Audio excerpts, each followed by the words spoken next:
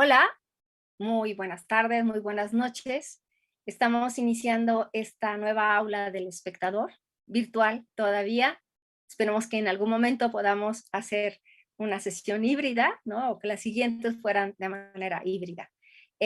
Vamos a abordar ahora La manzana de la discordia, ¿no? La obra en que nos van a acompañar parte del equipo de creativas y creativos que han estado, bueno, en este caso, creativas, Joali Malpica, Aline de la Cruz y Jonah Weisberg, para abordar un tema fundamental, que es el teatro, los orígenes del teatro, los orígenes de nuestra cultura occidental, ¿no? A través de un texto que es fundamental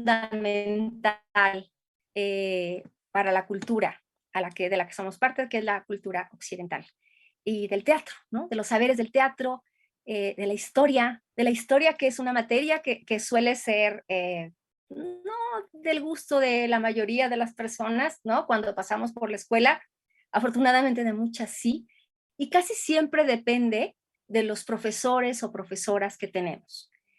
En este caso, el teatro es esta maravillosa oportunidad, ¿no? Que dentro de los saberes que tiene, está hasta del compartir lo que sucede en la historia, ¿no? De tener un punto o muchos puntos de vista de hechos históricos, ¿no? De hacer una adaptación o adaptaciones múltiples, lo cual implica un trabajo de investigación muy profundo.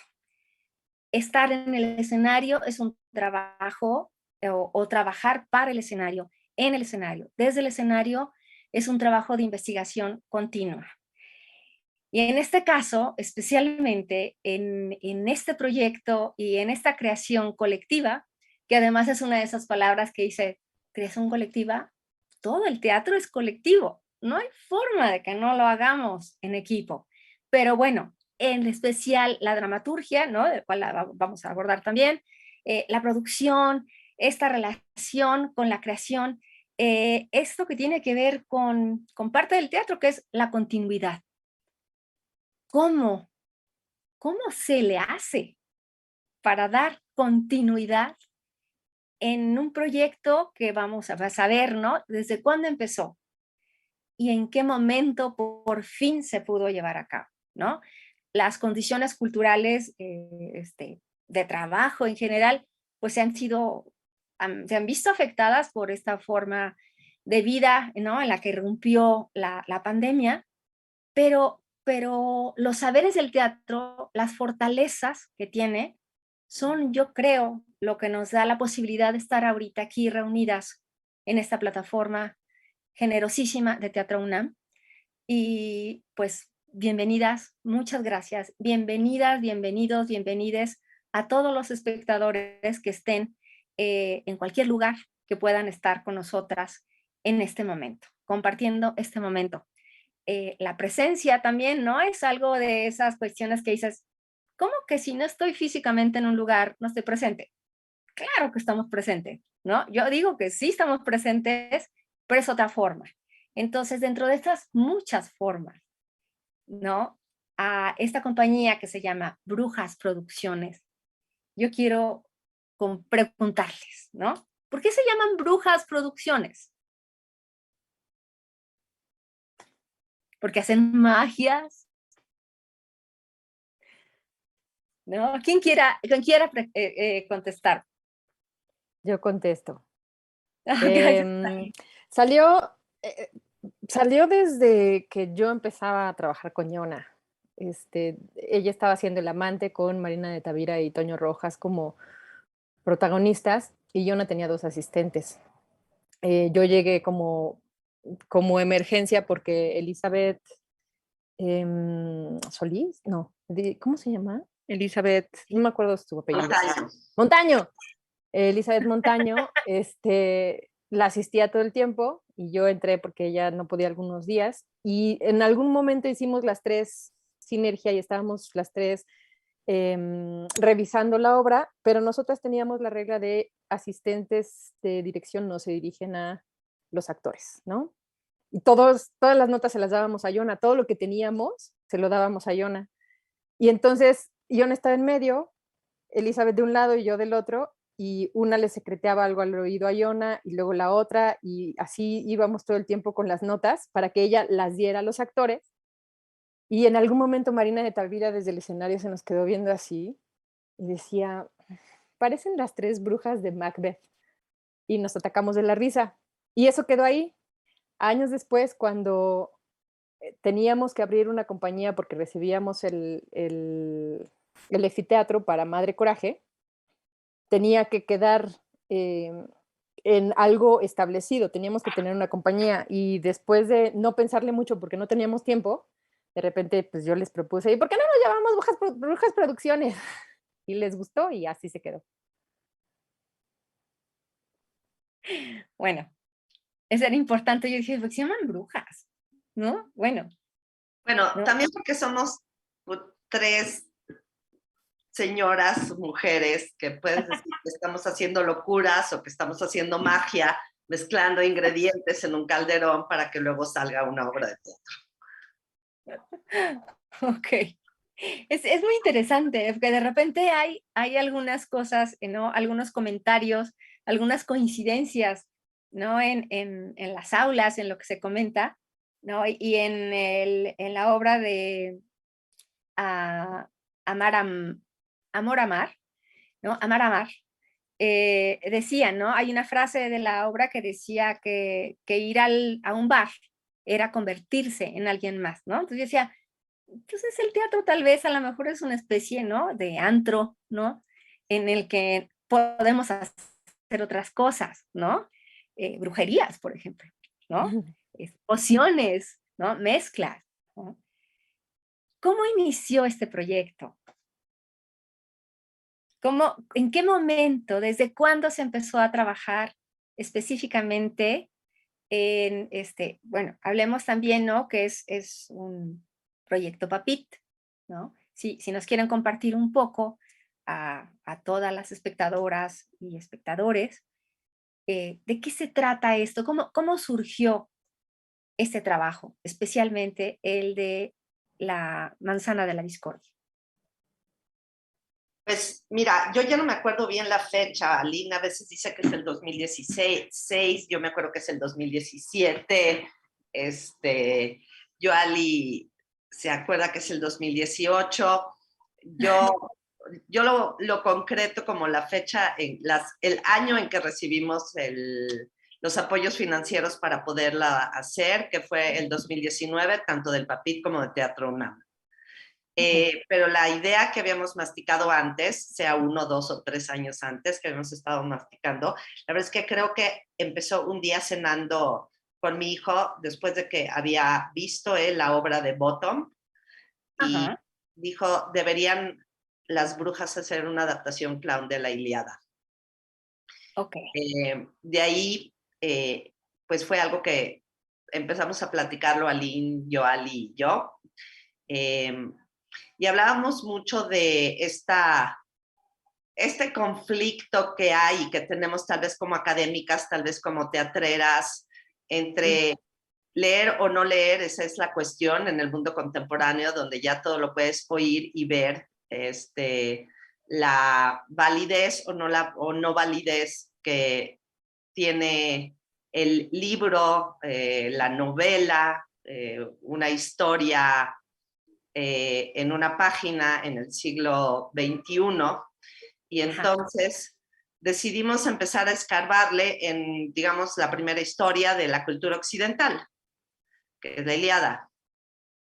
Y entonces decidimos, bueno, vamos a escarbarle desde ahí, entonces tratando de analizar un poco el conflicto de qué es cultura, qué no es cultura, qué sí es válido, qué no es válido, cómo se critica, por qué no se critica, desde una perspectiva cómica, desde una perspectiva que fuera divertida, ¿no? O sea, no estar a favor o en contra de que los chavos de 18, de 35 años no lean la Ilíada, sino ver por qué no se lee o si sí la leen o cómo la leen, cómo te aproximas a las grandes novelas del canon clásico en un mundo rodeado de pantallas, rodeado de internet, y esto todavía te estamos hablando antes de la pandemia, ¿no? O sea, ya después de la pandemia, olvídalo, ¿no? Pero creo que fue así que empezamos a lucubrar lo que iba a ser la manzana de la discordia. No sé si Yoal y Walin quieran agregar algo más que no dije.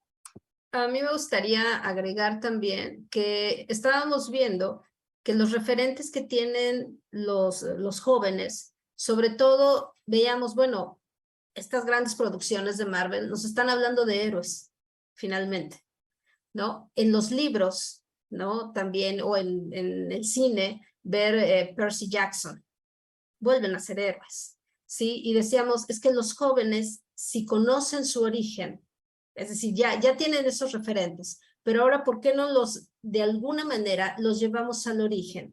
De una manera cómica, y ya con esto, entonces sí, más adelante quizá tengan el gusto por leer ya concretamente, ¿no? La Ilíada.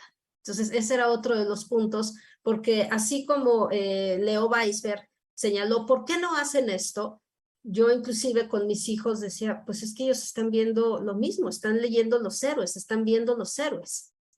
Y entonces dijimos, puede ser un punto de contacto para acercarlos posteriormente ya a la lectura de la obra original. Y fíjense que es esto que ustedes, esta vertiente, ¿no? De lo cómico, de la risa, es algo que durante la pandemia, ¿no? En muchas reuniones, charlas, encuentros, como se hayan llamado, hubo, ¿no? En diferentes partes. Por ejemplo, yo recuerdo algunas de Argentina en que decían, es que ¿cómo vamos a regresar? Y la gran, ¿no? O sea, como que la gran respuesta o la respuesta que era frecuente era, necesitamos relajarnos, necesitamos reírnos, ¿no? Urge reírnos, ¿no? De cualquier forma, ¿no? Ya una vez de manera física en el teatro, urge que estemos en contacto y que sea la risa, ¿no? Nuestra primera forma de llegar, ¿no? Y de convivir, ¿no? En el teatro.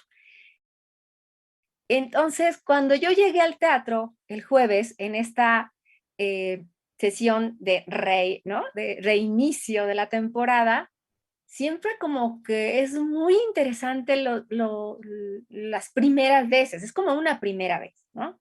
Y recuerdo mucho en una entrevista que le hicieron a Liza Minnelli en uno de estos programas de Lipton, que ya bueno, murió Lipton, entonces ya no están. Y ella comentaba que chiquita le dijo a su papá, oye papá, ¿qué es actuar? Y su papá, que era el gran Vincent Minnelli, le dijo, ya es noche, mañana te respondo. Y al otro día le dijo, ya sé qué es actuar.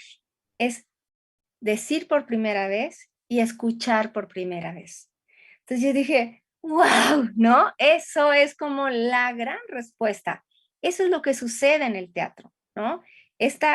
Cuando retomas, ¿no? Después de tanto tiempo, ahorita nos platicarán por qué se interrumpió un poco la temporada que ya había iniciado, y cómo se retoma, ¿no? Cómo hay este brío, ¿no? Esta energía de la primera vez, como si no hubiera pasado, ¿no? Aunque el teatro siempre es la primera vez, ¿no? Todas las funciones son la primera vez.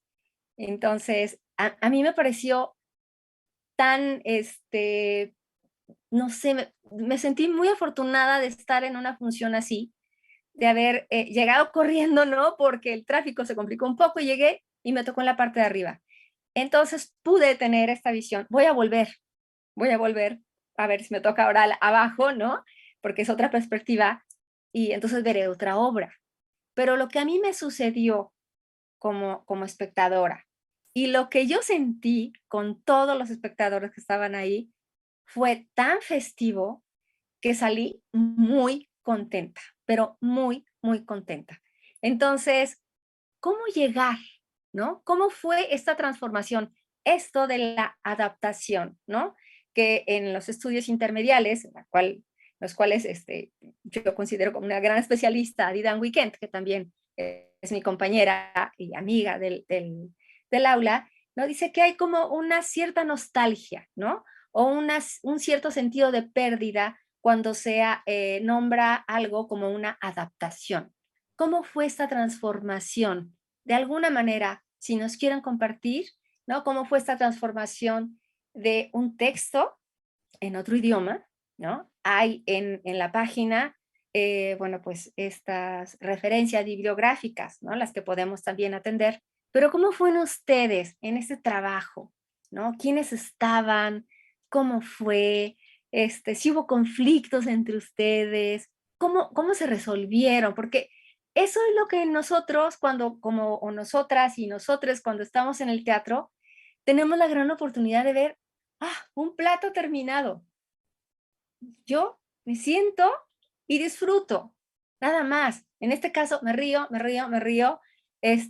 y si me iba a reír, me río más, porque el de al lado estaba atacado de risa, ¿no? Era un señor, yo me sentía en una de esas funciones para niños, en que los niños dicen, está detrás de ti, ahí va. Había un señor, no sé cuántos años tenía, que decía, sí, ya ganaste tú, ¿no? Yo decía, entonces fue divertidísimo, divertidísimo. Entonces yo decía, no puedo creer, ¿no? ¿Cómo llegaron a esto, ¿no?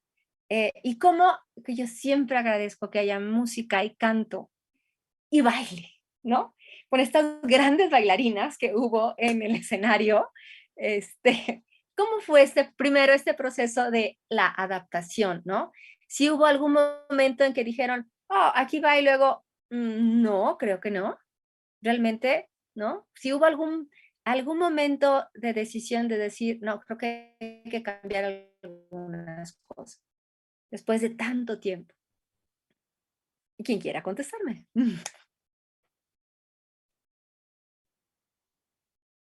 ¿Alguien? O tú ya no, Yana, ya estás ahí. Ya, Yana, vas. Pues, Ok. pues primero, Iona siempre es como la que nos empuja y nos alienta y hace un montón de cosas siempre. Ella empezó con una edición de la Ilíada, tal cual, en donde quitaba todo lo descriptivo y dejaba solamente los diálogos, por ejemplo, ¿no? Esa fue la primer versión de la obra. Evidentemente, pues estuvimos revisando la Ilíada varias veces, estuvimos revisando otro tipo de textos conforme íbamos avanzando, pero esa fue lo primero que pasó fue eso. Y de ahí platicábamos mucho acerca de qué era lo que queríamos ver en escena, qué nos parecía más interesante, para dónde irnos. Lo primero que pasó fue que empezamos a coquetear con las cosas que no eran tan conocidas de la Ilíada, pero que eran muy interesantes, muy divertidas o muy absurdas, ¿no? Y entonces, pues queríamos irnos tal vez por personajes no tan conocidos, queríamos irnos, y todo eso fue como en el primer año de la edición, en donde queríamos abarcar algo que no fuera lo que todo el mundo conoce, sino ver cómo le podíamos rascar más para que fuera algo que pudiéramos aportar. Terminamos con la misma historia de siempre porque, porque en algún punto de la vida nos dimos cuenta que, y eso por ejemplo no fue, creo que no nos peleamos mucho, pero terminamos con la misma historia de siempre porque también nos dimos cuenta que la forma en la que la gente se acerca al teatro o a alguna obra, ya sea literaria o cinematográfica o hasta pictórica, tiene que ver con qué conozco, cómo esto ya lo conozco, esto lo identifico, esto lo puedo asir, ¿no? Lo puedo agarrar para que me pertenezca y luego ver cómo le cambio. Por eso terminamos con la misma historia de siempre, aunque tiene sus diferencias. No sé si, Yona, ¿quieres agregar algo? Pues yo diría, es que me acabas de hacer pensar, Ali, que todavía nos preguntan al final de la función y quién es Tercites. Siempre hay. Sí. Que es, no les voy a decir quién es Tercites porque porque me echó a perder la obra que nosotras hicimos, pero sí es un personaje de la Ilíada, no lo inventamos. ahí lo pueden buscar. Además de lo que dijo Aline, o sea, un poco para depurar, nosotros trabajamos con los actores improvisando a partir de ideas o líneas de trabajo que Aline y yo les damos y que van desarrollando y que nosotros vamos proponiendo cosas nuevas a partir de lo que ellos van desarrollando. Para nosotros tener esas ideas, la verdad es que leímos 1000 versiones de la Guerra de Troya, desde Robert Graves y Joseph Campbell y hasta Krista Wolf y Madeleine Miller. O sea, creo que entre las dos leímos unas 12 versiones de la Ilíada y distintos conceptos de arquetipos, estereotipos junguianos, freudianos, de las diosas y de los dioses. O sea, yo creo que 5 o 6 libros de crítica de social, teórica sobre el siglo XXI, y eran libros muy serios además, y no sabíamos para qué nos iban a servir, la verdad, pero nosotros ahí estábamos metiendo las narices a ver qué le sacábamos. Y eventualmente, pues sí, muchas de esas cosas nos fueron dando ideas para hacer. Nosotros les decimos tonterías, así nos gusta llamarlas, ¿no? Agarrar algo que parece ser muy solemne, muy sofisticado, muy profundo, muy serio, y jugar con eso, y que el público juegue con eso a partir de lo que estamos nosotros jugando. Por dar un ejemplo que es el que más me gusta dar, es que hay como tú recuerdas, Rosy, hay una escena de telenovela entre Patroclo y Aquiles, y nosotras nos tardamos tiempo en darnos cuenta que esa escena de telenovela entre Patroclo y Aquiles está basada en la novela del canto de Aquiles de Madeleine Miller, que es un drama precioso de la historia de amor entre estos dos personajes. Pero nosotros, bueno, pues lo agarramos de chacota para hacer una telenovela del Canal de las Estrellas, ¿no? Si todavía existe o todavía se llama así, ya no lo sé.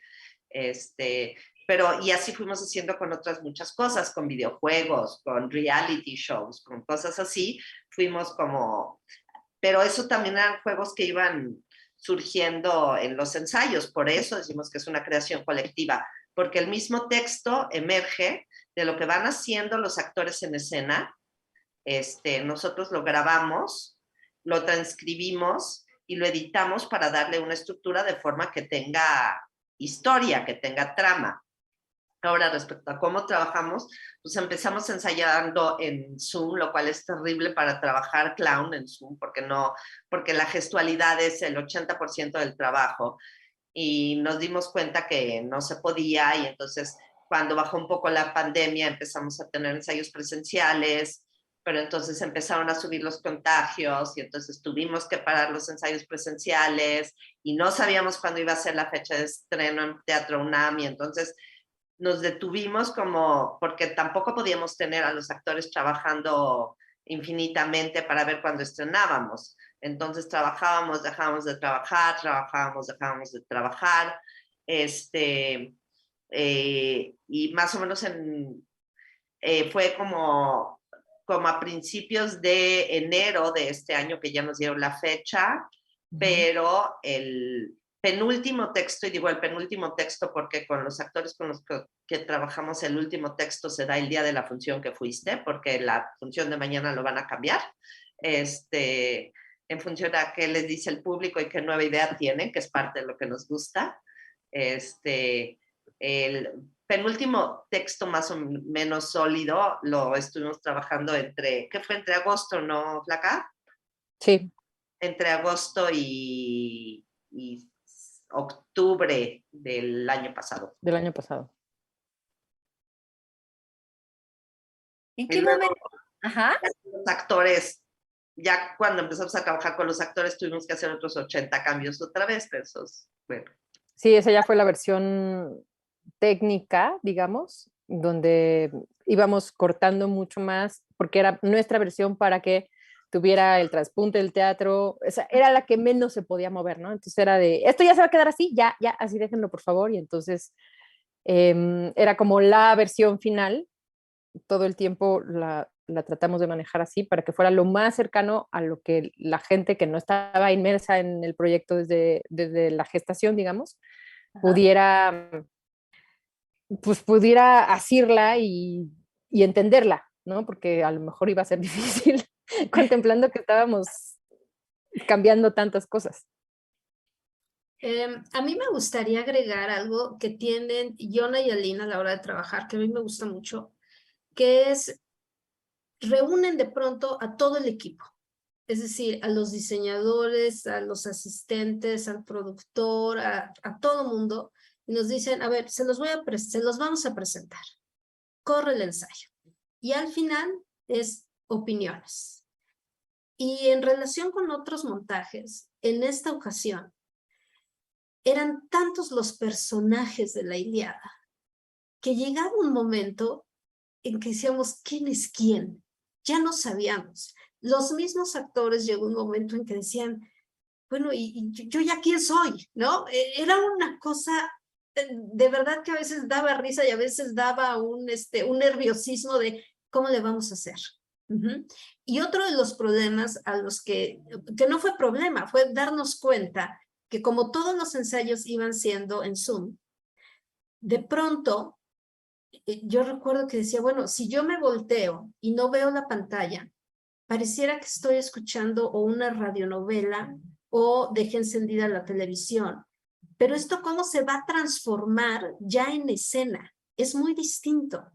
Y era otra de las cuestiones que decíamos, es que si esto me lo dicen y están en un momento dado en el campo de batalla, ok, pero si también están cenando, ok. Y entonces era, a la hora ya de transformarlo en escena, era la cuestión de cómo le hacemos, porque parece que está hecho totalmente para video, ¿sí? Y entonces todas esas transformaciones llevaban tiempo, llevaban risa, llevaban momentos de nerviosismo de qué estamos haciendo, ¿no? Pero yo siempre decía, no te apures. Son Yona y Aline y lo van a sacar. Y además es la Piara Teatro, ¿de qué nos preocupamos? ¿No? Mientras no suban el presupuesto, ¿de qué nos preocupamos? Todo va bien, ¿sí? Entonces, bueno, pero esa es una de las características en las que ellas van trabajando. Y sobre todo esta cualidad de saber escuchar las opiniones de los demás. No todo el mundo acepta a veces la crítica, pero ellas, uno les puede decir, yo estoy viendo tal cosa, y tú las ves, anote y anote todo, y al siguiente ensayo hay toda una transformación. Y yo creo que eso es valiosísimo en este trabajo de creación colectiva. Nada más es lo que quería agregar. Ay, pues muchas gracias. Es súper importante enterarnos, ¿no? De cómo cada compañía trabaja de manera diferente y cómo cada compañía, ¿no? Que empezó un proyecto antes de la pandemia o durante la pandemia ha resistido, ¿no? Yo creo que esto solamente lo puede vivir la gente que está inmersa en el escenario, ¿no? Que trabaja desde y para el escenario. Nosotros como espectadores, como espectadoras, pues sufrimos, ¿no? La ausencia de estar en un lugar específico físicamente. Medio aprendimos a tener más contacto con el oído solamente, escuchando algunas obras preparadas para el Zoom, algo que ya estaba grabado, etcétera.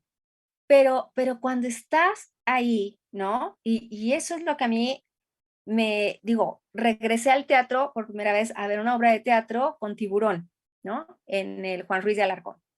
Y para mí fue como, ¡oh! Estoy en el teatro, ¿no? Sí, es cierto, sí existe, sí. Pero cuando regresas con una obra como esta, y no quiere decir que las demás que están en cartelera no tengan su validez y su propio encanto, pero estar de esta manera tan festiva, a mí me pareció, de verdad, a mí no se me va a olvidar nunca que fue tan divertido, ¿no?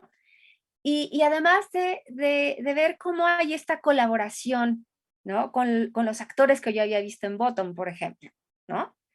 que también fue divertidísimo, ¿no? Esto que ustedes que tienen bastante poco, pero suficiente en su página de Las Brujas Producciones en Facebook, que dice literalmente información. Buscamos promover un teatro que entretenga y sea divertido, pero que también nos haga pensar. Un teatro que se entienda sin ser condescendiente. Entender, ¿no? Pues quién sabe si vayamos a entender algún día. Y esta palabra de ser entretenido, que en muchos o en algunos ambientes académicos, ¿no? Suele tener como una connotación que no tiene validez y eso, pero es lo más difícil que hay, entretener, ¿no? Que de alguna manera, dentro de todo lo que sucede en la obra, pues es abordar estas palabras, ¿no? Estos orígenes también, no solo de los héroes, de las historias, de las estructuras, ¿no? Que siguen perviviendo, que están ahí detrás de las telenovelas, de las películas de Marvel o de los superhéroes, sino de, o sea, digamos, en cuanto a la estructura, sino también en cómo se desarrolla, pues, frente al público estas temáticas, ¿no? Que tienen que ver con lo que es cercano. Para nosotros es lejano lo que sucede en la Ilíada, pero para la gente que hubiera podido leerla entonces, ¿no? Si hubiera sido de, ay, aquí hay una imprenta, ¿no? Aquí están las tablas, va, los lee todo el mundo, hubiera sido lo más cercano del mundo. Entonces, cuando ustedes hacen esta serie de referencias, no hay forma de que no entretengan literalmente al público. Es impresionante, de verdad, a mí me tenía ya, yo volteaba de repente porque estaba clavadísima, ¿no? Viendo cómo funcionaba este dispositivo, ¿no? Cómo salen los dioses primero, ¿no? Y luego el gran dios, ¿no? Las diosas y el gran dios Zeus. ¿En qué momento decidieron hacer esa transformación, ¿no? Esa adecuación a estos personajes con estas características físicas? ¿En qué momento? Creo que eso es el tema favorito de Aline. Pues es que estábamos durante la temática y la problemática de la obra, había ciertas cuestiones generacionales que estábamos abordando y que necesitábamos revisar.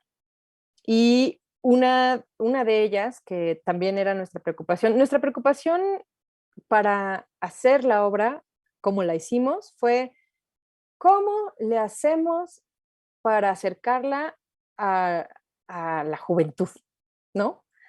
A los estudiantes, a nuestros estudiantes, para empezar, y de ahí para abajo. Y luego, dentro de toda esta temática, sobre todo, por ejemplo, las diosas y cómo están compuestas a nivel arquetípico, y de ahí los héroes, el matrimonio entre Menelao y Helena, etcétera, etcétera, y todo lo que iba surgiendo en cuanto a problemática de género, machismo, etcétera, etcétera, yo quería que se voltearan los géneros todo el tiempo, porque era muy fuerte ver, bueno, es muy fuerte ver a Noemí Espinosa como la patriarca, dictando todo el tiempo leyes y, o sea, dictando, ¿no? Siendo la gran dictadora de las diosas y las diosas barbonas sometidas. Entonces, eso para nuestra percepción de género nos produce un choque que funciona muy bien a la hora de revisar quién está diciendo qué cosa y por qué, ¿no? Entonces, eso a nivel, es un recurso de cabaret que funciona muy bien siempre. Entonces, eso a nivel de los dioses. Y cuando ya bajan a nivel terrenal y cada uno es su género específico, te vuelve a dar otro choque porque primero los viste de una forma y luego los viste de otra. Entonces vuelve a generar esta conmoción que le llama Aristóteles, ¿no? Que es como, oye, ¿y eso por qué? Y eso que dice Menelao es tan fuerte y tan asqueroso y tan ruin, y de repente Helena lo voltea tan bonito, y luego las diosas también lo vuelven a manejar desde otra perspectiva. Entonces creo que nos ayuda a dar muchas perspectivas y eso, pues así nos ocurrió, ¿no? De hecho, todavía en el último, en el ensayo general, Iona quería que se rasuraran y todo el mundo le dijimos, no, tienen que ser diosas barbonas. Precisamente por eso. Entonces, yo lo quería así desde el principio, pero poquito a poco la gente le fue diciendo, no, dejemos la barba y ya, le ganamos. Es divertidísimo, porque sí, como espectadora, ¿no? Así de manera muy particular, para mí sí es un shock, ¿no? Que te jala inmediatamente, ¿no? Que volteas a ver y que te atrapa. Porque además, ¿no? Hay toda esta, bueno, también la compañía que tienen, con las tablas que tienen, la experiencia, ¿no? Cada uno, y luego reunidos ahí, pues es súper rico, es súper divertido, ¿no? Estos recursos que además, ¿no? Eso de decir, ¿no? Se queda la barba. Pero además, dentro del teatro, ¿no? Dentro de lo que sucede allí, recuerdo, no sé si es Chaplin quien decía que lo que importaba en el arte en general era ocultar el artificio. Y a mí lo que me encantó fue esta develación del artificio, ¿no? Este compartir ay, como me encanta subir y bajar escaleras, ¿no?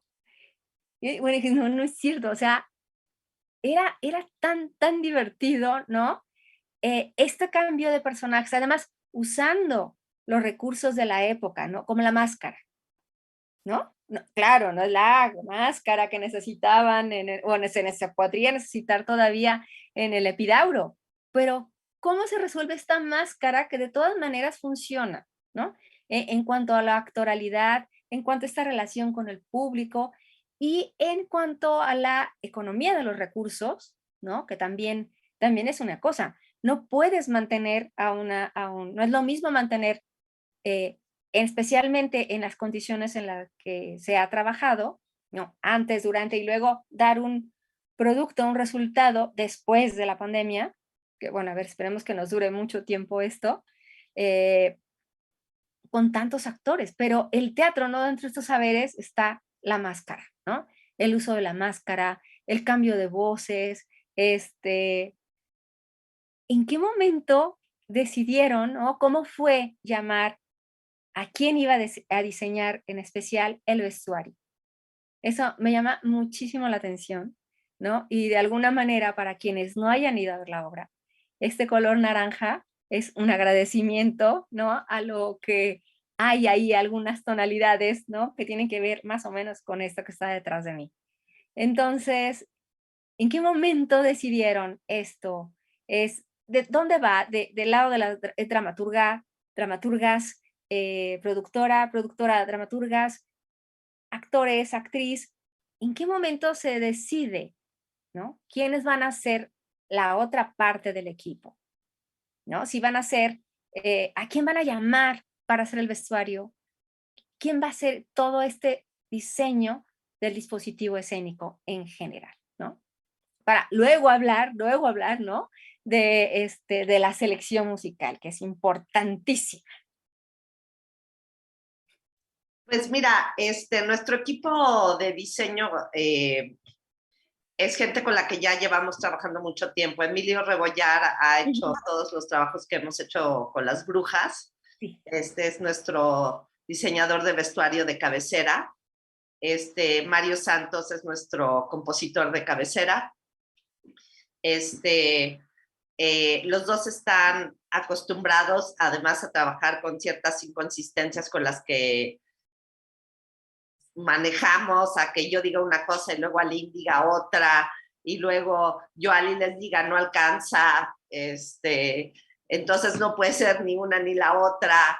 Están también acostumbrados a trabajar con el proceso, con un proceso en el cual no es que te llegan con un texto escrito y te dicen, hazme un diseño para esta obra, sino que llegan y te dicen, vamos a adaptar la Ilíada en clown, ¿quieres? Y tú dices, sí, vamos, y dame la obra, y la obra todavía no existe, ¡yay!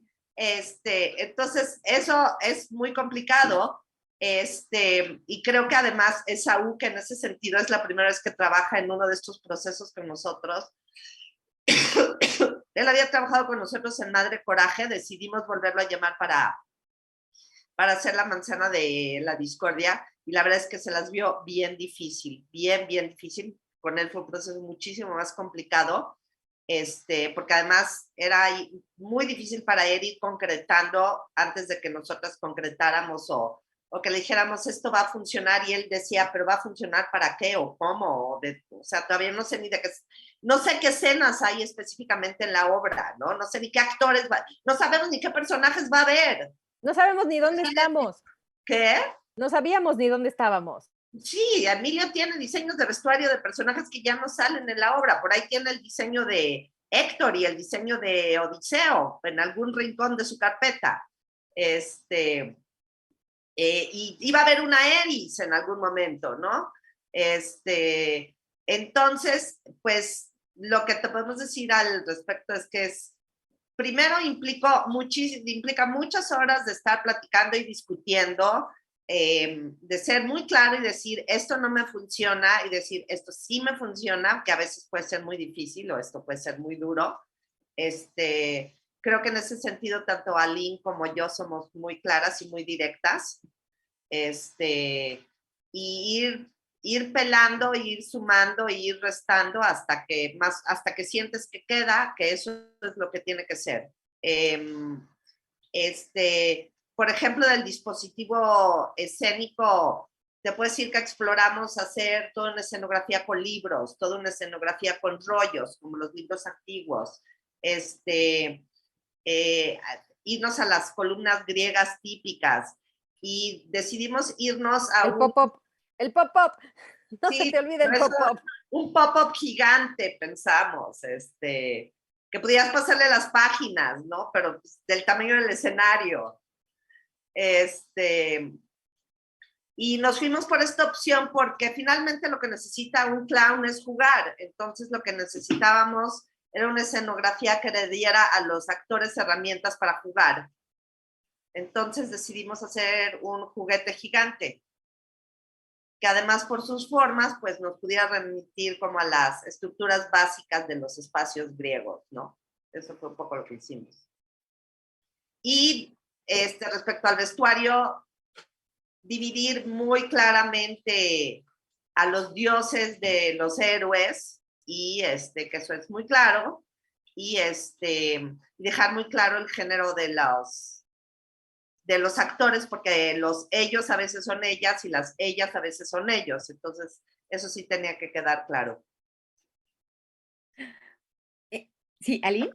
En respuesta, nada más rápido, en respuesta No, sí es para a usted. la pregunta del naranja, es porque básicamente los referentes desde el inicio fueron las cráteras griegas con vivos naranja y todas en café. Entonces, ese fue el referente básico para Emilio, para crear todo el vestuario.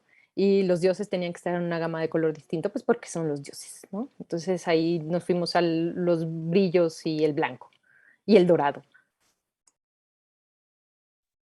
Y es que es muy bonito además, ¿no? Esto que están mencionando en relación al trabajo de clown, ¿no?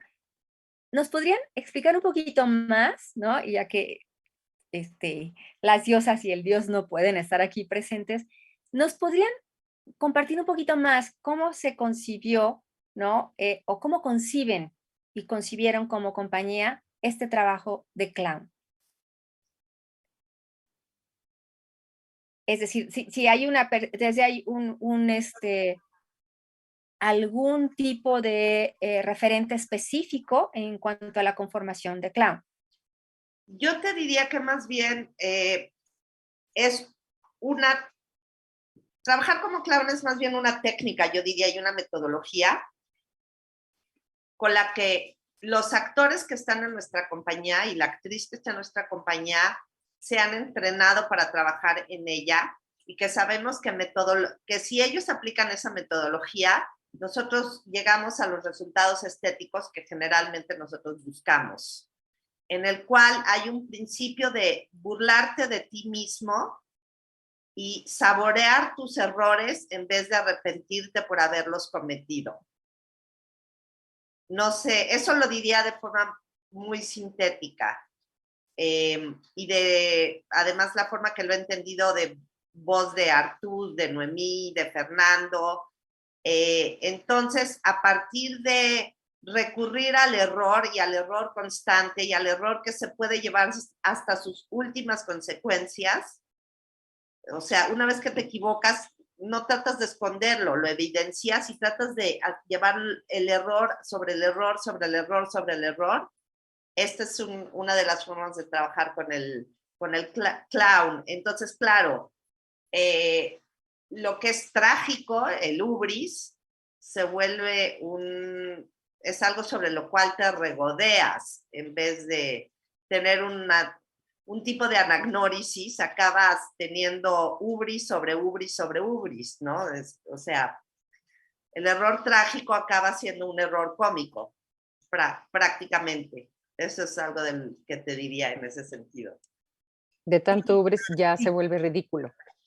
Exacto. Y la otra, creo que agregando a lo que dice Yona, que es muy importante a nivel clown y que es el pilar de nuestro trabajo con ellos también, y también tiene que ver con el dispositivo escénico y el teatro en específico, el teatro en el que nos estamos presentando, es la complicidad con el público. El clown, además de que se equivoca, voltea a ver al público con sus ojos enormes, cargados de inocencia y su propia tragedia, para decirle, ay, me equivoqué, tengo roto el corazón. Bueno, lo voy a intentar otra vez. ¿Me acompañan? Y entonces ya iba a cagarla de nuevo, ¿no? Y entonces, en ese sentido, es que la complicidad se vuelve fundamental para el clown. Y todo el tiempo se vuelve un trabajo que se alimenta todo el tiempo del público. Entonces, las veces que el teatro está absolutamente lleno con estudiantes, con gente que está aventando todo el tiempo, se vuelve muy rica la función, y cuando es un público un poquito más tímido, cambia la función completamente, porque la recepción que se tiene desde ambas partes es completamente distinta, ¿no? Y el clown se alimenta de esa complicidad. Y ya. Bueno, al respecto, qué bueno que lo dijiste, Ali, porque quiero agregar algo, espero que pueda ser rápido, y es que una de las cosas que nosotros veíamos en los públicos jóvenes, digamos, desde la edad de nuestros estudiantes hasta abajo de nosotras, digamos, hasta la edad de Aline, por así decirlo, es que era muy difícil, porque además nosotros, qué fregados vamos a saber qué está sucediendo yo no sé jugar videojuegos, por ejemplo, pero bueno, es que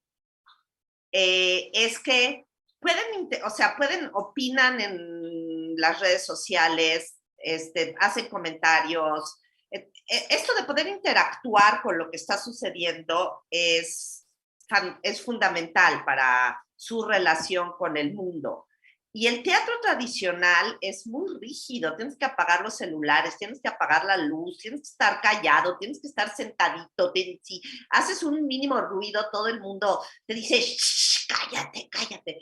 Y entonces sí teníamos como idea establecer un espectáculo donde fuera todo lo contrario, que entre más interviniera el público mejor, entre más opinara, y bueno, nosotros tenemos marcados unos momentos para que el público se sienta partícipe, pero pues como bien dijo Alina, hay unos que pues ahí le entran al ruedo completamente, y otros que, bueno, les da mucho miedo sentirse aludidos, ¿no?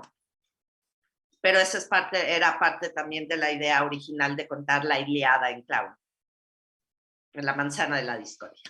Sí, es bien interesante y es un trabajo súper profundo, es un trabajo muy difícil, muy, muy difícil el del clown, porque con esto que ustedes están compartiendo, ¿no? De trabajar con tus propios defectos, errores, o sea, las actrices, los actores, les actrices o les actores, o como se pueda llamar ahora cada quien, ¿no? Se trabaja con tu materia, es la tuya, ¿no? Lo que tú eres.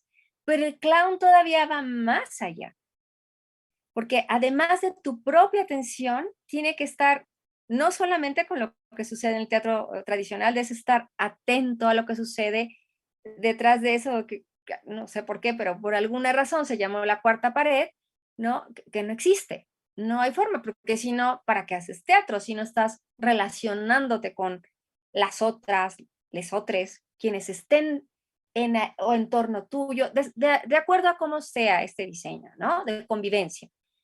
Pero además la forma, ¿no? Es una cuestión de ritmo que a mí, desde una vez que vi una obra en inglés, que yo entendí la mitad, pero que estaba perfectamente involucrada en ese sentido de decir, ¿cómo le hace?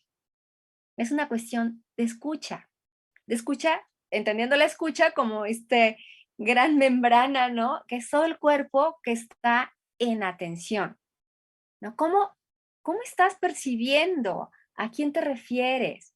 ¿Cómo usas eso que está ahí? ¿No?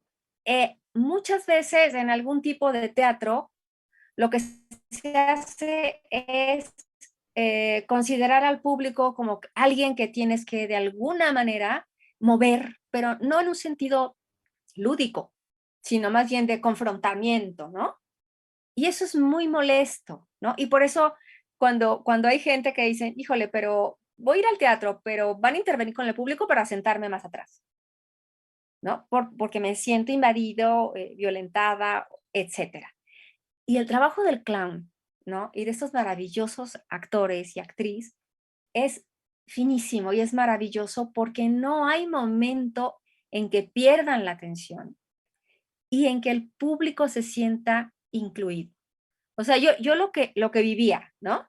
Y lo que alcanzaba a observar era, dije, hijo, ¿cómo le hacen, no? Así como ese actor que yo escuché decir y hacer un gag, porque no es solamente el decir, ¿no? Sino el cómo lo haces, ¿no? Y entrar a tiempo, ¿no? Ahora que estoy trabajando con Horacio Almada, estamos todo el tiempo pensando en esto que es el ritmo, ¿no? Y en alguna obra de teatro que alguna vez leí que se llamaba El papel de Daria, lo que se decía en la obra era, el ritmo lo es todo. Y si no hay ritmo en el clown, se acaba la obra, ¿no? Entonces, a mí me pareció tan valioso, tan efectivo, porque no es solamente el que dicen, sino en qué momento, ¿no? Se está acomodando el pelo una de las diosas. No hay, ¿no? Entonces dices, claro, para eso volví al teatro, ¿no? Tal cual. Porque no nada más lo escucho y es maravilloso, sino veo, ¿no? Están todos mis sentidos ahí. Y a mí eso me parece súper rico y es maravilloso como espectadora, ¿no? Así de manera muy particular, estar en un lugar, no sé cuánto duró, no tengo idea. No, Hora y media. no sé, ¿me entiendes? No me preocupé nunca del tiempo. Mis notas están perfectamente chuecas, ¿no? Porque estaba medio haciendo, no quería bajar la vista, ¿no? Estaba allí. Y eso es bien, bien importante, ¿no? En la sesión de la semana pasada que coordinó Didangui, Estefanía, una de las actrices, decía que todo lo que se dice en el teatro es o tiene que ser muy importante. Pero no nada más lo que se dice verbalmente, sino lo que se dice, ¿no? como imagen, con movimiento. Y eso es lo que pasa en la obra, ¿no? Que hay momentos en que es esto. Y tú ya estás ahí, ¿no? Y que ese señor haya dicho, tú ganaste, tú, ¿no? Tú ganaste, Elena, ya sabías, ¿no? Bueno, y no importa, ¿no? Esa manera también de hacer evidente, ¿no? Eso que estás diciendo de los celulares. No agrediendo, sino haciendo evidente, ¿no? Tal cual, mostrando el artificio de esto, ¿no? Me tiene anclado, pero también lo voy a usar en escena. Ok, va. Y entonces, yo como espectadora, por supuesto que había apagado, sí, como muy obediente, apago siempre mi celular o lo pongo en silencio. Pero yo no vi a nadie en ningún momento que apenas pude voltear que fuera por su celular, como pasa en algunas obras, ¿no? Entre el público que dice, ay, ¿a qué hora se acaba? O me están esperando, o no sé, lo que sea que pueda suceder en una pantalla. Pero esta manera de mostrar el artificio también, especialmente, ¿no? De cómo a través de la comedia, ¿no? De personajes ligeros, etéreos, lejanos, ¿no? Que esta distancia nos permite también tener esta cercanía, no solamente por lo referente, sino por el cómo se muestra, ¿no? A mí me pareció también súper rico como este gran rompecabezas que hay ahí, ¿no? Tiene una función, ¿no? Y aquí sí estoy en relación a la producción, ¿no? Con Yoali, decir, todo lo que está ahí en escena tiene un para qué, no nada más un por qué, un para qué, ¿no? Y también, ¿no? Esta disposición de los motivos, ¿no? De algunas referencias de los motivos, sí, como de la cerámica griega, lo que nosotros comúnmente reconocemos como, mira, esto es griego porque tiene una voluta, ¿no? Quiere decir que tiene esta como manera circular, ¿no? Los triángulos de los frontones, que a lo mejor no sabemos que se llaman frontones, pero sabemos que ese triángulo significa que es parte de un edificio griego, ¿no? Y es clásico. Esa transformación también, ¿no? Y el uso de los niveles. ¿En qué momento decidieron este uso de los niveles? Pues en el momento que nos dimos cuenta que si el Olimpo estaban arriba y los héroes estaban abajo, no había otra que tener una arriba y una abajo. Ajá. De hecho, queríamos evitarlo porque para mover la obra es súper complicado tener esos dos niveles y además hacer una escenografía de 2 niveles es muchísimo más caro. Ajá. Más bien, sabíamos que lo íbamos a necesitar y estuvimos haciendo todo lo posible por evitarlo, pero no había manera. Ok.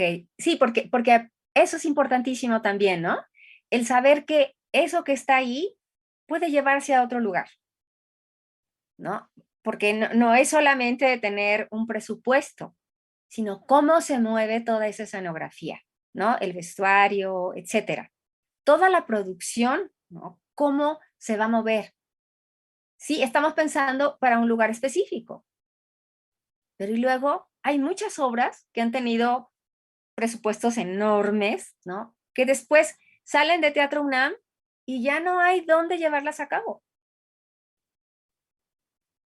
Entonces, ustedes sí tuvieron, o sea, en mente esto de esta obra se presenta aquí, pero luego también se puede ir a otro lugar. Sí, ¿Yoali? sí, sí en realidad sí, siempre pensamos en las vamos a mover, vamos a mover estas obras y ese siempre es uno de los factores que cuando hacemos nuestros presupuestos tenemos que determinar siempre, por ejemplo, para los creativos, yo lo digo de una forma, no estando en las juntas, cuando les digo, bueno, tu creatividad va a tanto, o sea, al monto que tenemos.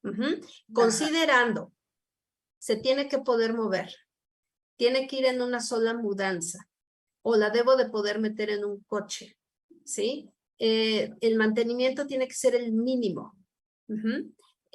También la cuestión de los vestuarios, estar pensando en, se puede romper, le tengo que dar su mantenimiento. Algo a lo que nos hemos enfrentado es el actor suplente, ¿no? Que yo siempre digo, por favor, que sea de la misma altura que el anterior, que calce del mismo número, que pese lo mismo, ¿no? De que su cabecita esté igualitita que el otro, que, ¿no? La circunferencia mida los mismos centímetros, porque si no, sabes que cualquier cambio te va a costar, ¿sí? Por ejemplo, estaba con nosotros al inicio Jerónimo Best, que por también una cuestión laboral no pudo estar, y entonces entra Chris, que está haciendo un trabajo maravilloso, y en ese momento yo pensaba, yo no conocía a Chris, ¿no? No lo había visto físicamente. Cuando lo vi en una foto dije, es casi de la estatura de Jerónimo, qué bueno. Y el diseñador de vestuario me dijo, Joali, el único problema son los zapatos. Le dije, bueno, mira, ya es lo de menos, no importa, los pagamos, no pasa nada. Pero toda esa serie de detalles que desde el inicio siempre se les dice esta cuestión de queremos llevarla a otro lado. Y entonces, ¿cómo la vamos a montar en otro lado y cuántas personas de nuestro equipo van a tener que acompañarnos para poder montarla en otro lado? Sin tener que llevar un equipo de técnicos de 10,000 personas, ¿no? Sabemos que quien sale a gira, por lo general, es Ali, con los actores, y alguien más con muy buena voluntad, ¿no? Que quiera acompañarla y que va a recibir todas las órdenes de cómo se tiene que hacer. Entonces, sí, en ese sentido, nos enfrentamos a varios problemas desde el inicio, porque nosotros teníamos una serie de recursos por parte del proyecto de investigación que es el Papito. Pero no, generalmente, como se trabaja, ¿no? El director le da los referentes a los creativos y entonces los creativos dicen, ah, ok, perfecto, ¿no? Lo voy a hacer así y se manda a hacer. Y el problema aquí es que apenas vamos a empezar a ensayar. Y entonces, con estos recursos que nosotros, como productoras, tenemos que decirle al Papit, nos hemos gastado ya este dinero, teníamos problemas de decir, bueno, ¿en qué podemos gastarnos realmente el dinero? Y entonces eran pláticas con el diseñador de vestuario, con Emilio, decirle, a ver, ¿cómo qué vas a usar como en general? Decía, pues manta. Bueno, pues compremos manta. Pero estábamos un poco en una incertidumbre terrible en esta ocasión, no como en otras que sí está todo muy claro, no, precisamente por el problema de no sabemos cuándo vamos a poder ya estrenar, no sabemos bien cómo va a quedar ya la obra definitivamente, porque todavía estamos en este proceso de ensayos que no termina, ¿no? Imagínate, era para el 2020, estamos en el 22. Entonces, todo lo que tuvo que pasar, cómo decirles a los autores, quédense. Y en ese quédense, no había trabajo en ese momento. Y entonces es, ok, va una parte para pago de ensayos. Todo eso nos fue complicando las cosas y cada vez que uno va a la obra dices, el trabajo de todos de verdad, genial. Porque al final hizo clic, tanto tiempo está reflejado ahí. Y cuando tú ves precisamente a la gente, yo suelo ver la obra en el segundo piso, y esta cuestión de que la gente no está calladita, sino que está platicando, pero está platicando en relación a lo que está viendo. Cuando entra la música también, que la gente, si se sabe las canciones, las está coreando, está bailando, que uno dice, bueno, están haciendo aquí una fiesta, ¿no? Y eso creo que es valiosísimo. Pero sí, en la cuestión de producción, sí tienes siempre que tener esta visión de a dónde quiero llegar con este proyecto, porque lo saco de aquí y luego ¿qué? Y además lo saco de aquí y dónde guardo todo, ¿no? Entonces, todo eso lo tenemos que estar siempre pensando, ¿no? Como el productor, como que siempre trabaja hasta el final, el actor dice, bueno, yo ya me fui, bye, besos, bye, ¿no? El último día, pero todos los demás es, y ahora cómo sacamos las cosas, y ahora dónde las llevamos, y ahora hay que emplayar todo esto para que no se dañe, hay que repararlo para la siguiente función. Entonces, todo, la siguiente temporada, entonces todo eso lo tienes que planear bien y tenerlo muy claro desde el inicio. Pero eso es lo que te podría comentar, Esther. Y es riquísimo, ¿no? Como espectadores, quienes estén siguiendo ahorita la transmisión o en cualquiera de las plataformas de Teatro UNAM, o quienes puedan después ver esta transmisión, una vez que quede grabada, me parece que es súper rico también saber, ¿no? Que eso que tú vas a ver tiene una serie de procesos y de aspectos que se tienen que contemplar, que no necesariamente tienen que ver con un presupuesto, sino con una funcionabilidad, ¿no? Y con un mantenimiento. ¿Dónde se guardan todas estas cosas? ¿No? Y eso tiene que ver con la producción. A mí me parece súper rica esta plática. Ojalá que en algún momento alguno de quienes, algune que esté escuchando está y viendo esta transmisión, ¿no? Pudiera compartirnos algo cuando quieran, ¿no? Y si no, después esto queda aquí y el chat pues seguramente queda abierto para hacer algún comentario. Pero esto es súper rico saberlo, ¿no? ¿Qué es lo que sucede? ¿No? Estas grandes producciones, ¿no? Que en otros lugares que tienen muchísimo presupuesto, sí, pero ¿y luego qué pasa con todo esto? ¿Dónde se guarda? Y tienes toda la razón. Las actrices, los actores, ¿no? Les actores o les actrices, pues se van a su casa, dejan su vestuario y se van, ¿no? Cuando estás en la etapa de estudiante, sabes que tú te tienes que llevar tu vestuario, o que alguien se lo va a llevar, o que alguien tiene que limpiar, recoger, etcétera. Se hace un trabajo diferente, ¿no? Pero cuando estás en este tipo de trabajo, pues sí, quien sigue trabajando siempre es la producción y son los directores, ¿no? En las directoras en este caso, porque eso no se termina ahí. ¿No? Que es lo mismo que pasa con los espectadores, ¿no? Que esto de lo efímero, pues sí, puede que sea efímero, pero no, porque se queda en tu experiencia. Y esto es bien rico, ¿no? O sea, yo ya no voy a poder, me va a costar mucho trabajo. De por sí tenía yo un sonsonetito cuando hablaba de Menelao, ¿no? En las clases, porque a mí me toca este semestre dar clase de griegos. Y ahora, pues ni modo, o sea, no va a poder evitar pensar ¿no? Y llamamos a Menelao y yo adentro, ¿no? Sentirme en una boda, ¿no? Que es cuando tocan esta canción, por ejemplo, ¿no? Este, no sé, esto se me hace súper rico, esta referencia, especialmente en lo musical, dentro de todas las referencias que hay que permiten a los diferentes o les diferentes espectadores de cualquier edad. Porque lo que sucede es que ustedes estuvieron pensando más bien, ¿no? Como en unas generaciones jóvenes, pero, pero ahí había gente de todas las edades, de lo que yo alcancé a ver desde arriba y quienes estaban a mi alrededor, bueno, era estar en una boda donde hay gente de todas las edades, en una fiesta, tal cual, ¿no? ¿Cómo fue esa selección? Maravillosa que ya se quedó, ¿no? En la playlist de las clases de teatro, de historia, e historia del arte teatral griego. ¿Cómo le vamos a hacer? ¿No? ¿Cómo fueron apareciendo estas sugerencias y estas decisiones de que fueran esas? Pues mira, la verdad es que creo que la historia de cada canción es un poco distinta. Ajá, Voy a ir por el orden cronológico de la obra, no de cómo aparecieron. ajá. La referencia a Macondo de César Chávez, siempre me confundo entre César Chávez y Oscar. Oscar. Creo que Oscar. Oscar Chávez. es porque habla de de la gran leyenda, la gran épica de América Latina. Entonces de ahí nos fuimos a la gran épica de la guerra de Troya.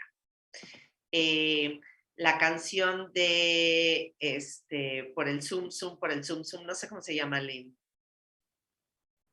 La bichota. De la bichota, es porque hacía referencia a Afrodita. Esa más bien, esa la propuse yo y me parecía muy importante. Fue de las últimas que surgió dentro del proyecto. Y era para mí era la oportunidad perfecta para incluir un reguetón, una música de moda que de verdad le encantara y le fascinara a toda la chaviza. Y yo necesitaba que hubiera algo así, porque además, como es Afrodita, era la presentación de Afrodita, una cosa metamorfósica, rara, con perreo, etcétera, etcétera, era parte de Afrodita, entonces tenía que ser una cosa así. Por eso se incluyó la bichota.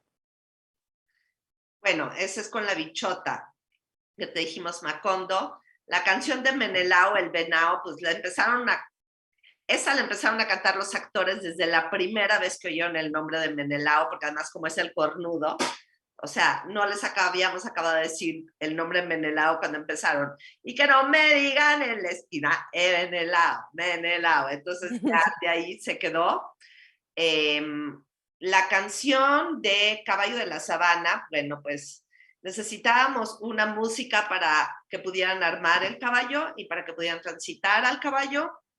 Entonces era la más evidente porque habla del caballo. Si te fijas, todas las canciones queríamos que fueran muy evidentes y muy claro para el público, no que fuera algo sofisticado, sino que inmediatamente le identificaran en dónde estaban, de a qué iban, ¿no? Entonces te dicen, vamos a ver el caballo de Troya, y empiezas a oír a alguien cantando Caballo de la Sabana, y ya ahí viene la referencia, viene la asociación. Y la última canción, también la trajo, esa fue una adaptación que hizo Artús para uno de los ensayos en los cuales les pedimos que nos contaran toda la guerra de Troya como quisieran, en un poema, en una canción, en un baile. Creo que todavía era en Zoom, ¿verdad, Aline? Sí.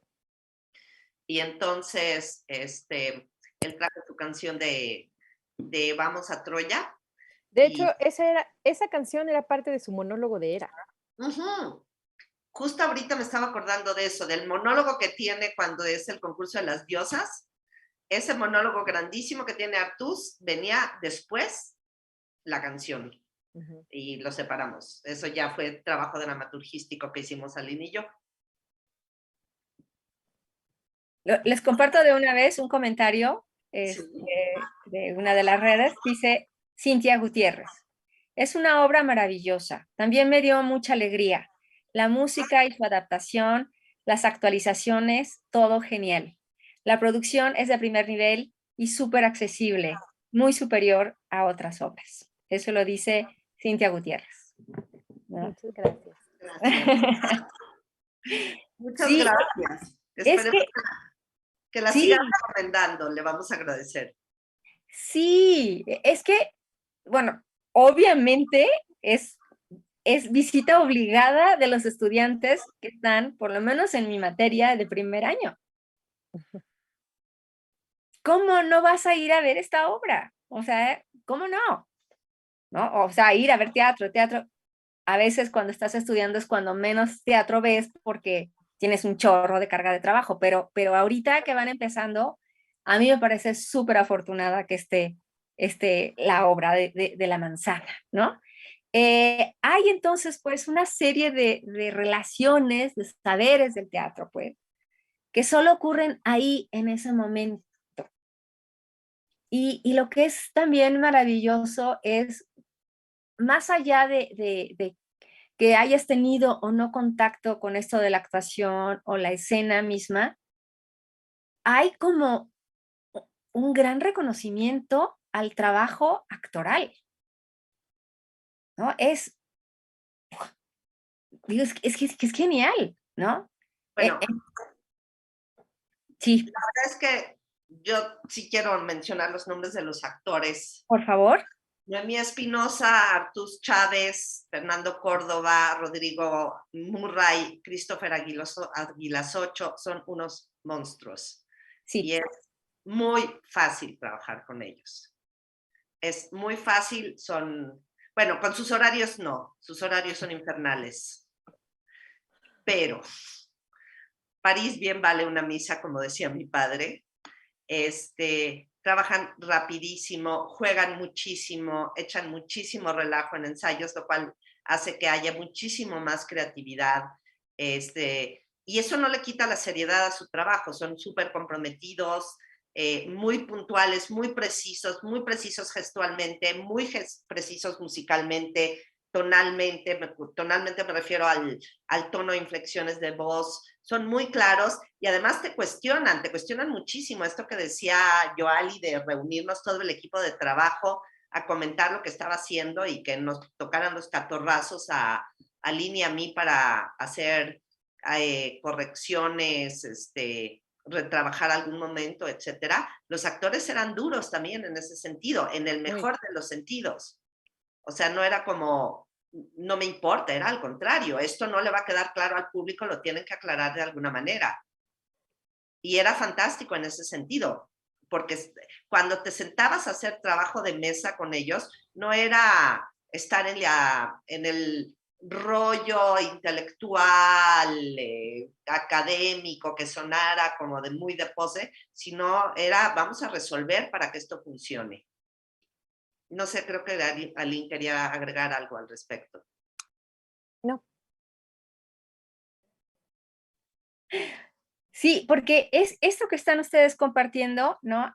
Casualmente hay una parte en este libro de Quito, la tragedia griega, un estudio literario, en relación a la crítica, que la crítica no es decir lo que está bien, está mal, ¿no? Estoy parafraseando, sino qué es lo que hay, ¿no? En estas concepciones de los creadores. Lo estoy haciendo un poco más amplio porque está pensando específicamente en los dramaturgos griegos, pero yo creo que tiene que ver con eso de que qué hay en estas decisiones que ustedes toman y sobre todo en esta necesidad. Yo creo que los actores, los productores, ¿no? Quien se dedica a cada una de las ramas del escenario o de la escena, lo hacen porque tienen una gran necesidad.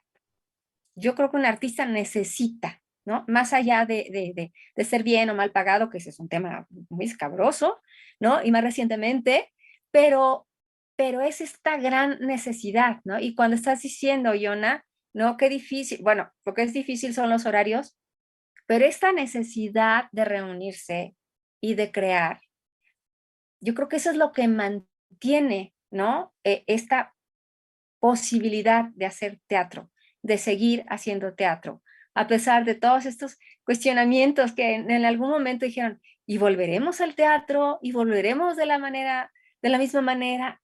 ¿Habremos de hacerlo de otra forma? Yo creo que sigue siendo lo mismo porque sigue siendo importantísimo, ¿no? Esta forma de volver, de estar como espectadora, ¿no? Y como yo percibí a los que estaban ahí, ¿no? El gusto de estar sentados, de no preocuparnos. Yo no pensé nunca si estaba cerca o lejos de la entrada.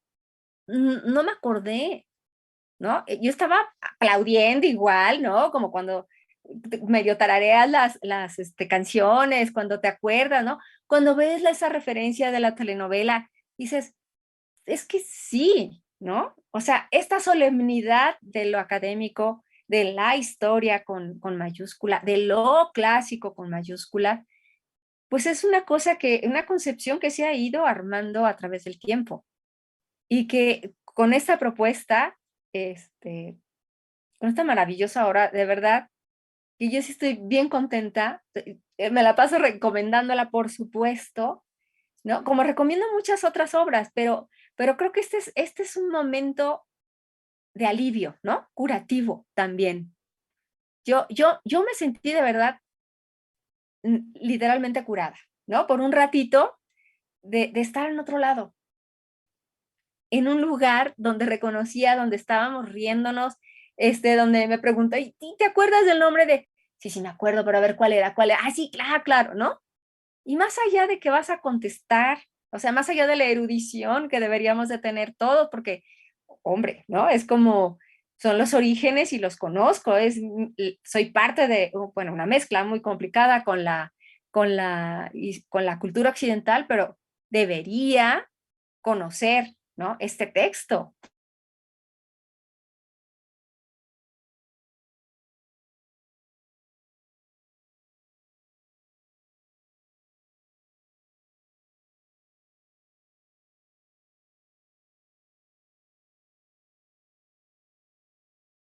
¿no? Al Teatro UNAM, que me haya tocado a mí, gracias, y a cada una de ustedes que está también, ¿no? Al frente de esta gran compañía y esta gran obra de teatro, que es súper gozosa, es muy, muy bonita, no sé, muy disfrutable. Entonces, si quisieran cerrar con algo, por favor. Pues a mí me gustaría decirle a los estudiantes del colegio y a las estudiantes del colegio que hicimos la obra pensando mucho en ellos y en ellas. O sea, tiene dedicatoria de las profesoras a las y los estudiantes. Estuvimos pensando muchísimo en las generaciones que no son las nuestras y creo que también estuvimos pensando mucho en hacer un teatro al que queramos nosotras ir. Uh-huh. Luego hacemos obras que no queremos ir a ver esas obras, entonces yo no entiendo para qué las hacemos. Entonces tiene mucho más sentido hacer una obra que tú quieras ir a ver, porque luego queremos hacer cosas muy sofisticadas y la verdad es que a nosotros mismos nos da flojera irlas a ver. Entonces, pues eso es lo que yo quisiera compartir. No sé si Joal y Yalín quieren agregar algo. Pues yo básicamente darle las gracias aquí a Teatro UNAM, al Aula del Espectador, por habernos recibido y que vayan a la obra, la van a pasar bien, de verdad. A mí me pasa que de pronto digo, bueno, ya me voy a la obra, tengo que ir al teatro, es la frase que digo en mi casa, yo tengo que ir al teatro, ¿no? Y a veces es medio escondido el asunto y ellos han de pensar, no, tiene que ver lo de la producción, pero no, en realidad voy muchas veces a decir, es que quiero ver esta escena, ¿no? Esta parte me gusta, y aunque uno llegue, sí, no lo vayan a decir, aunque uno llegue, ¿no? De pronto te sientas y ya sabes lo que va a pasar, y lo vuelves a ver y vuelves a ver los rostros de los actores, las sonrisas de ellos, que a veces se les va, como bien dice Yona, uno nunca sabe qué van a hacer. Y cómo lo van resolviendo y a uno lo tienen atacado de la risa e inclusive nosotras a veces como público nos volteamos a ver como diciendo, pero qué ocurrencia tuvieron, ¿no? Y uno la pasa bien y digo, claro, a veces salgo de mi casa con esa situación de quiero distraerme, quiero pasar un buen momento y yo siempre les agradezco a Lynn y a Yona que hagan este tipo de obras, ¿no? Porque son muy divertidas, la verdad.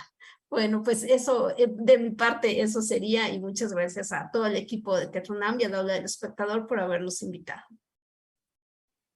Pues yo, por último, creo que uniéndome a la voz de Yona, esto de hacer, esto que bien decías, Rosy, de hacer teatro con nuestras propias contradicciones y a pesar de que pueda ser trágico, como tener el celular pegado a la mano todo el tiempo y ser absolutamente dependientes de un aparato sin el que ya no podemos vivir y que amamos y odiamos al mismo tiempo porque es una cuestión de necesidad tóxica, pero que al mismo tiempo nos podemos burlar de eso.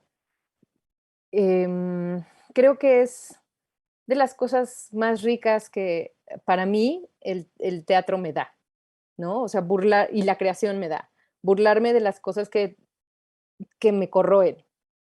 Y creo que eso es parte de lo rico de hacer una tragedia clown, es eso, ¿no? Poder relajarnos con los absurdos de nuestras propias tragedias. Y por otro lado, sumando las tragedias, decías, ¿por qué retomaron temporada? ¿No?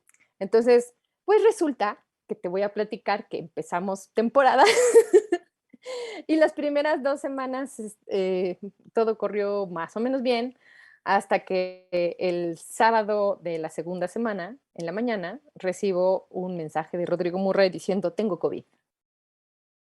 Entonces, empezó él con COVID y luego Noemí Espinosa, y entonces tuvimos que parar la producción durante 2 semanas.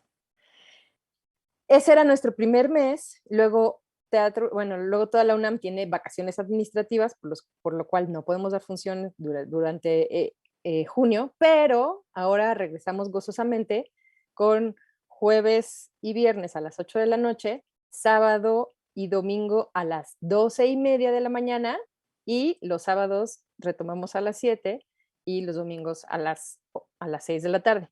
Entonces, pues ahora estamos con casa llena todos los fines de semana, retomando con funciones dobles, sábados y domingos, esperando responder tu pregunta de cómo retomamos. Sí, porque eso también eso es muy interesante sobre todo si revisamos la historia del teatro, ¿no? O si conocemos a gente o a actores que tienen más de 50 años y que te dicen, es que yo vivía del teatro, de mi trabajo en el teatro, desde cualquier punto de vista, como actores, actrices, productores, diseñadores, etcétera, ¿no? Y lo que pasa recientemente, o eso que tú decías, Joali, ¿no? Que haya un actor o actriz suplente, pero no nada más por una cuestión laboral, sino por una cuestión que atravesó el mundo entero en relación a la salud. Y entonces, el teatro se tiene que llevar a cabo. Así es, ¿no? Antes en las grandes compañías, ¿no? Decían, bueno, pues yo soy del coro, ¿no? Soy atrás, no importa, pero me voy a aprender un día, voy a aprender ¿no? Todos los diálogos, los parlamentos de los principales para un día poder tener la oportunidad, ¿no? Y sobre todo que estar en el teatro es un gran placer, ¿no? Quien está ahí en el escenario o quienes estamos sentados eh, siendo parte de, porque además eso es bien rico, sentirte parte de, sepan que estamos viviendo condiciones muy similares. Y yo creo que eso es súper, súper rico también, ¿no? Eso nos permite también tener una relación más cercana, ¿no? Porque yo vi anunciado cuando iba a ir, ¿no? Se suspende por causas de fuerza mayor. Dices, ay Dios, o sea, no sabes si te preocupas, y dices, ay, ¿qué les pasó? ¿No? Puedes, como gente que va al teatro a ver una obra, dices, o te da morbo, o dices, ay, qué bárbaros, ¿no? Qué falta de responsabilidad. No, una vez que atravesamos esto, ¿no? Cuando a mí me tocó ser educada de la manera de que tú no faltas al teatro, a tu compromiso, ni muerta, ¿no? Así es. Las condiciones han cambiado, ¿no? Porque las condiciones económicas también han cambiado.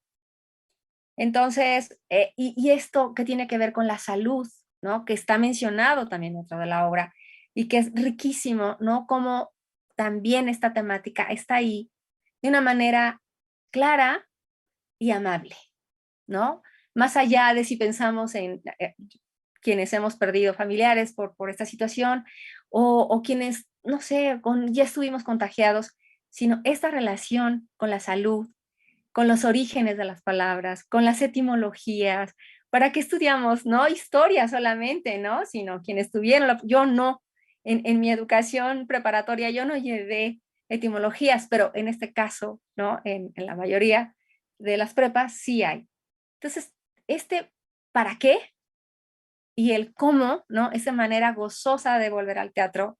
Yo les agradezco muchísimo esta plática y de mi parte agradezco a todos y cada una de las personas que forman parte de esta maravillosa producción y de mis compañeras y compañeros de Teatro UNAM, ¿no? Quienes no nos vemos, ¿no? A veces a Fausto lo acabo de ver así de ocupadísimo, ¿no? Cuando llegué corriendo al teatro, pero lo había visto en Zoom nada más. Y bueno, no nos vemos, pero estamos presentes de alguna manera. Y a cada una de las espectadoras y espectadores, muchas gracias y muy buenas noches. Y nos vemos en el teatro, nos vemos allá para ver si no la han visto y si ya la vieron, vamos a volver a verla, porque es una experiencia muy, muy, muy linda y sanadora. Muchísimas gracias y muy buenas noches a todos y cada uno de los espectadores, escuchas o como hayan sucedido esta transmisión. A cada una de ustedes, mil gracias. Gracias, compañeras y compañeros. Muy buenas noches.